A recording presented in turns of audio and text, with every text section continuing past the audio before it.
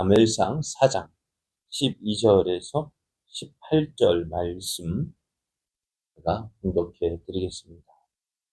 당일에 어떤 베냐민 사람이 진영에서 달려나와 자기의 옷을 찢고 자기의 머리에 티끌을 덮어 쓰고 실로에 이르니라. 그가 이를 때는 엘리가 길 옆 자기의 의자에 앉아 기다리며 그의 마음이 하나님의 괴로 말미암아 떨릴 즈음이라. 그 사람이 성읍에 들어오며 알림에 온 성읍이 부르짖는지라. 엘리가 그 부르짖는 소리를 듣고 이르되 이 떠드는 소리는 어찌 됨이냐. 그 사람이 빨리 가서 엘리에게 말하니 그때 엘리의 나이가 98세라. 그의 눈이 어두워서 보지 못하더라. 그 사람이 엘리에게 말하되 나는 진중에서 나온 자라. 내가 오늘 진중에서 도망하여 왔나이다. 엘리가 이르되 내 아들아 일이 어떻게 되었느냐. 소식을 전하는 자가 대답하여 이르되 이스라엘이 블레셋 사람들 앞에서 도망하였고 백성 중에는 큰 사륙이 있었고 당신의 두 아들 홈니와 비누아스도 죽임을 당하였고 하나님의 괴는 빼앗겼나이다. 하나님의 길을 말할 때에 엘리가 자기 의자에서 뒤로 넘어져 문 곁에서 목이 부러져 죽었으니 나이가 많고 비대한 까닭이라. 그가 이스라엘의 사사가 된 지 40년이었더라. 아멘. 할렐루야. 하나님의 크신 사랑이 하나님을 기뻐하여 새벽을 깨우는 여러분에게 충만하기만 하여서 오늘도 좋은 날 되기를 예수님의 이름으로 축복합니다. 오늘 우리에게 주신 하나님 말씀을 통해서 하나님은 말씀하신 대로 이루십니다. 하나님은 말씀하신 대로 이루십니다. 이런 제목으로 하나님 말씀을 전하겠습니다. 블레셋과 이스라엘의 전쟁이 일어났습니다. 지금까지는 블레셋이 이스라엘을 공격해서 싸움이 시작되어졌지만은 이번 싸움은 좀 특이해요. 이스라엘이 먼저 블레셋을 공격했습니다. 그래서 이스라엘이 이렇게 블레셋을 공격했다라는 것은 무언가 자신감이 있다는 거죠. 어디에서 자신감을 얻었을까요? 어디에서 자신감을 얻었을까? 아무래도 지금까지는 이스라엘의 말씀이 희귀했었습니다. 오늘 사무엘을 통하여서 하나님 말씀이 선포되어지고 또 그 사무엘이 선포한 그 말씀대로 이루어지는 것을 보면서 하나님이 우리와 함께 계신다 라는 그것을 보고 자신감을 얻었을까요? 그래서 어찌되었든 이스라엘이 블레셋과 전쟁을 했는데 결론은 어떻게 되어졌을까요?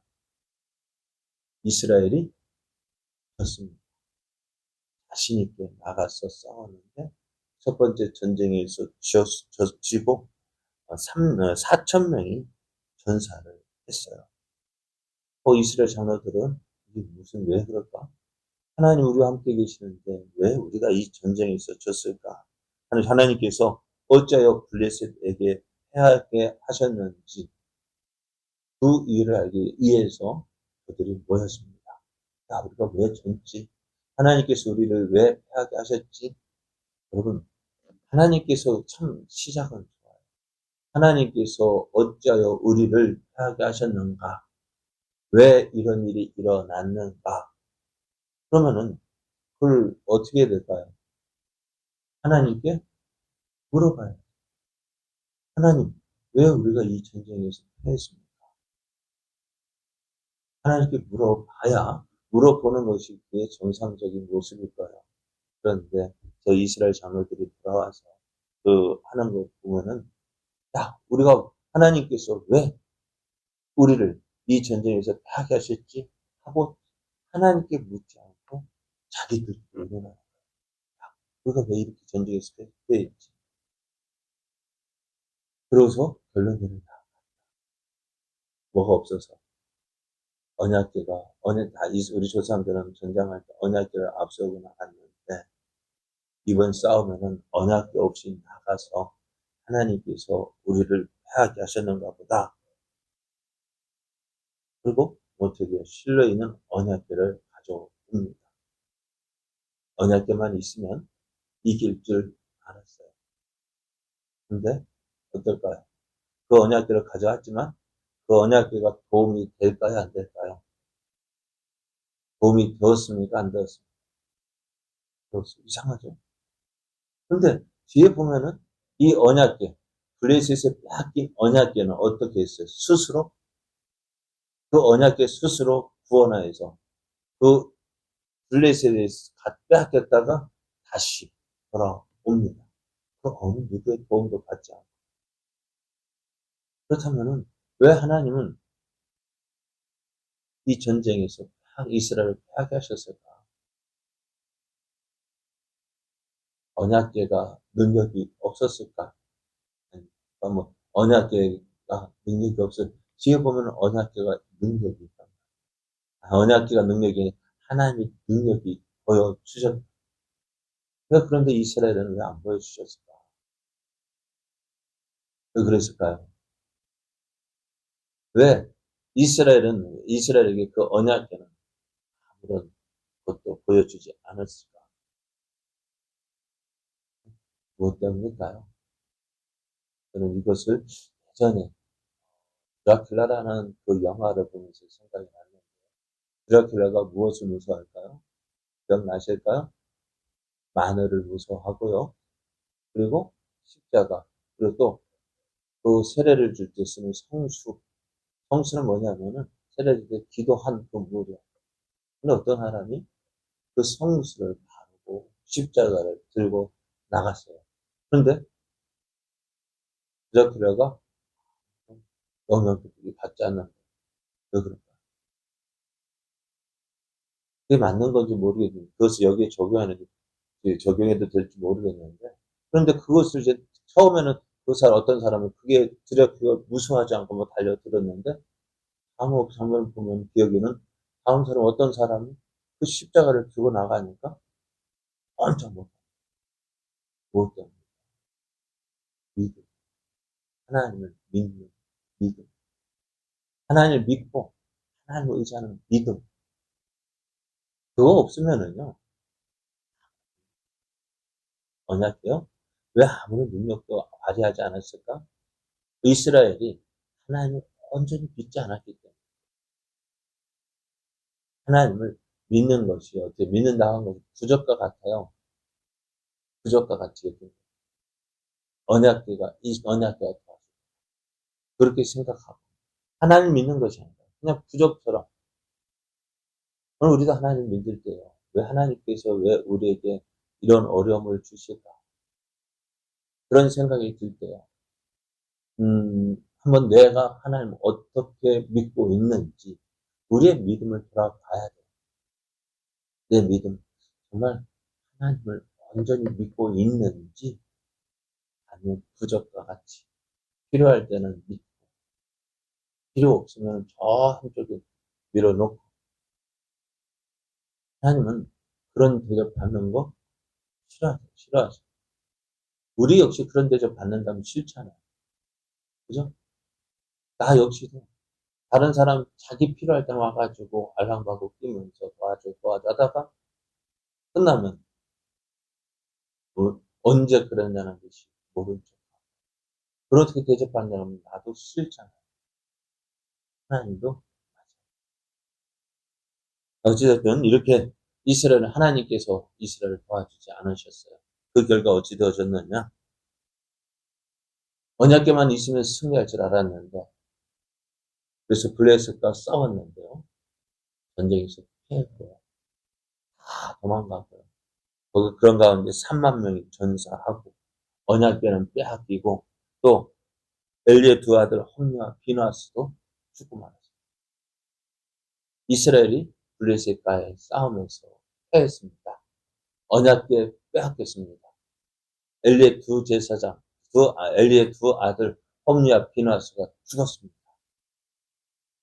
이 이야기는요, 이 소식은 이제 실로에 있는 엘리 제사장에게 전해졌는데요.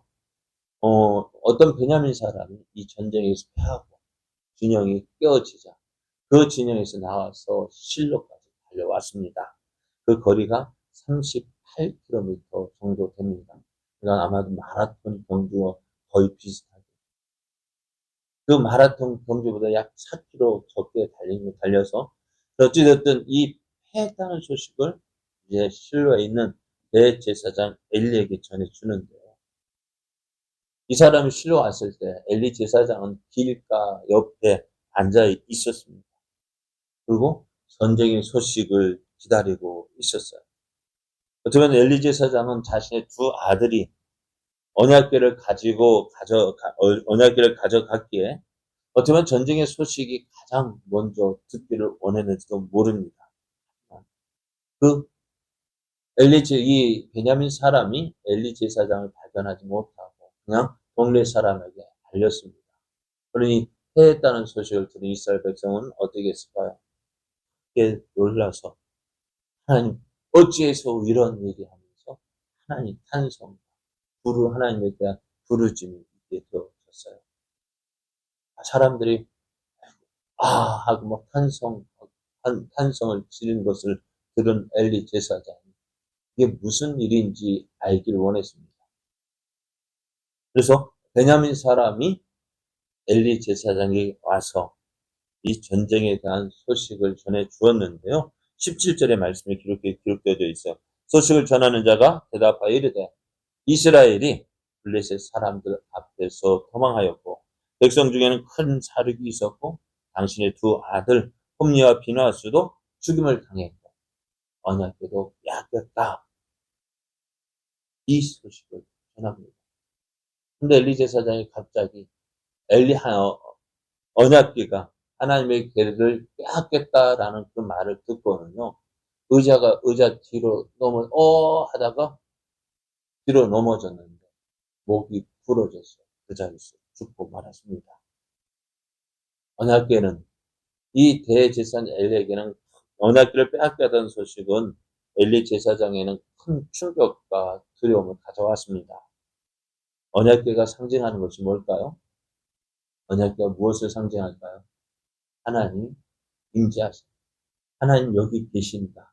하나님 또한 하나님의 영광을 상징했는데 그 하나님의 영광이 어떻게 블레셋에 빼앗겼습니다.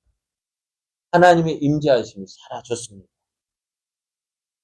그래서 어떻게요? 전쟁에서 패한 것보다 또 자신의 두 아들이 죽었다는 그 소식보다도 더 큰 충격이었어요. 그럼 어떻게 할까요? 두려워서 하다가 의자 뒤로 넘어졌는데 죽고 말았습니다. 오늘 그 엘리 제사장이 왜 죽었는지 4장 18절에서는 이렇게 이야기합니다. 하나님의 길을 말할 때 엘리가 자기 의자에서 뒤로 넘어져 문 곁에서 목이 부러져 죽었으니 나이가 많고 비대한 까닭이라 했습니다. 이때 엘리의 나이가요 98세였습니다. 물론 나이가 많았다라고 이야기할 수 있고요. 또 아마 살도 많이 쪘었던 것 같아요. 그날 그 소식을 듣고 죽었습니다. 근데 이 엘리 제사장이 죽은 이유가 뭘까요? 나이가 많아서 또 비대했기 때문에 그렇게 이야기하지만 사실은 이 엘리 제사장이 죽은 것은 하나님 말씀, 하나님의 사랑과 사무엘을 통하여서 선포된 엘리 제사장의 집에 대한 하나님의 심판이 시작되었다는 것을 말합니다. 하나님은 살아계셔요. 하나님이 살아계시다는 것을 어떻게 알 수 있느냐? 무엇을 통해서 알 수 있어요? 하나님 말씀하신 대로 되어진다는 것입니다. 하나님 말씀하신 대로 이루어진다는 것입니다. 이사야서를 보면은 이방 신들에게 이야기하면 야 너희들은 다 가짜야. 너희들이 다 가짜야. 한번 고소해봐. 이 말 듣고 어떻게 될까요? 이방의 어느 신이 내가 살아있다면 한번 보여줘 봐. 무엇을 보여줄까요? 어떻게 보여줄까요? 너희들이 앞으로 되어질 일 얘기해봐. 그러면 내가 너 믿어줄게. 하나님 그렇게 말씀하셔요. 너희들 중에 살아있는 신이 있다면 한번 앞날에 대해서 이야기해봐. 그래요? 이사야 선지자가 선포한 이 말씀 선포한 이후 지금까지도 내가 살아있는 신이다라고 말하는 신이 없다는 거예요. 왜? 앞날에 대해서 이야기하고 그것을 이룰 수 없기 때문에. 그러나 오늘 하나님 어떻습니까? 엘리 제사장의 집안을 심판하겠다 말씀하셨고 그 심판의 시작은 엘리 제사장의 두 아들이 한날에 죽는 것이 표징이 될 것이다. 엘리 제사장이 하나님 심판받는 것이 뭐야? 너의 두 아들 홈리와 비나스가 같은 날에 죽는 것이 증거가 될 거다. 말씀하신 대로 홈리와 비나스가 같은 날에 죽었습니다. 하나님 말씀대로 졌다는 것입니다. 오늘 우리가 믿는 하나님, 어떤 하나님? 살아계신 하나님. 그 증거가 뭐예요? 말씀하신 대로 이루시는 하나님이십니다. 약속하신 대로 행하시는 하나님이십니다. 하나님에게서 가장 약점은 바로 그것입니다. 말씀 믿고 나가는 그 말씀대로 행하셔야만 하시는 하나님이십니다. 그 하나님께서 오늘 우리에게 약속하십니다. 하나님을 찾고 하나님을 가까이 할 때 만나주시고 우리의 기도를 들어주신다 말씀하셨습니다. 이 하나님의 놀라운 약속을 믿고요. 오늘 말씀대로 행하신 하나님, 이 말씀이 오늘도 내게 이루어 주옵소서. 하나님의 뜻이 나를 통해서 온전히 이루어져 하나님의 살아계심을 나타내게 하여 주옵소서. 그래서 기도하며 살아계신 하나님께로 더 가까이 나아가는 여러분 되어지기를 예수님의 이름으로 축복합니다.